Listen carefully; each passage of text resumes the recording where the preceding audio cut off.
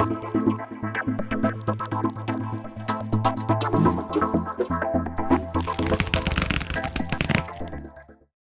with teachers, and the second big concern I have is a lack of emphasis on school leadership. Because the biggest enabler of any change that happens in a school, the brakes or the accelerator, is the head teacher or the principal. And so I think having a bit more of a conversation in terms of the sustainability of an education goal needs to be a bit more inclusive and a bit more strategic about the profession, or improving the profession of teaching and school leadership, and also just improving the status of teaching. And so those are, I think, a few items that I would love to put on the table. Thanks. Thank you very much. And we'll try to see whether we can hear Mr. Stanfield. So let's try this. Okay, Mr. Stanfield, please say something. Hello. Hello. Hello. Okay. Yeah, okay. Do you need me to repeat the question for you? No, I think I've got the question up. Can the audience hear me okay? Yeah. Yes. Yes. So I apologize to everyone then. This is a really bad advert for the use of technology in education, as you can tell. Because I've not been able to get Skype to work.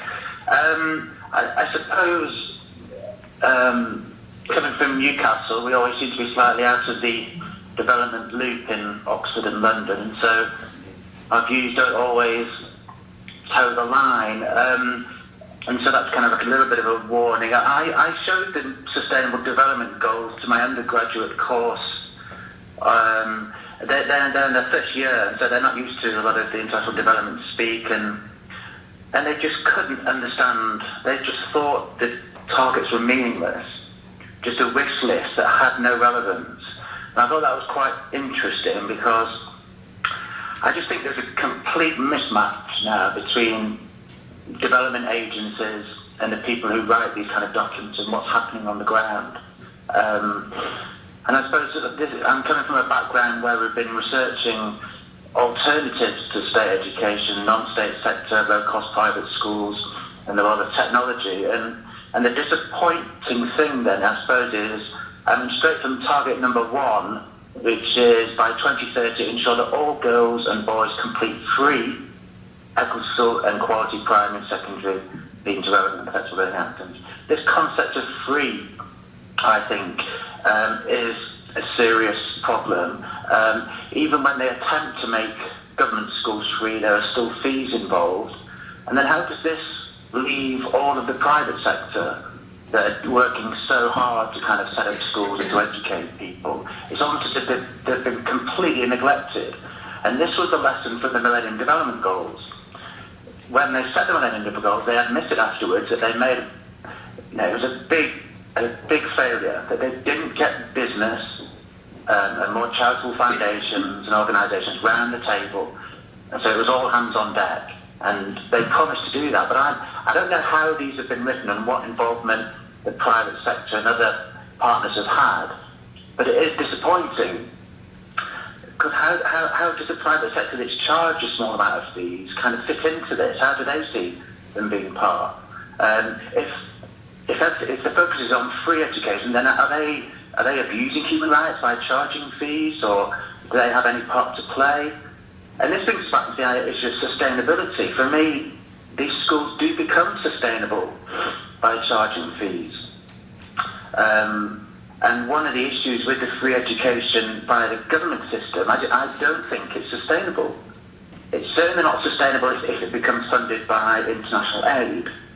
And I just don't think there's sufficient resources from the tax base in some of these countries to fund free education to the kind and quality that we want and give it free of charge. And so I just don't think it's possible. And I think this is, a lot of people have argued against this previously, and so I don't really see why they've still got this kind of concept of free. And when it's quite alien to a lot of people in developing countries, the concept of getting something for free doesn't make much sense. And from my experience, a lot of schools are charging fees anyway. they're just hidden. And so there's a real issue with that, and just a complete reluctance. So there's no mention of technology in these targets, and even if it was just something about expanding broadband access or internet access to remote areas, just something about the potential use of technology. These have been written almost, unless I'm missing something, almost as if the internet had not happened. When I think there's so much potential for the internet to get to remote places and to help to deliver education.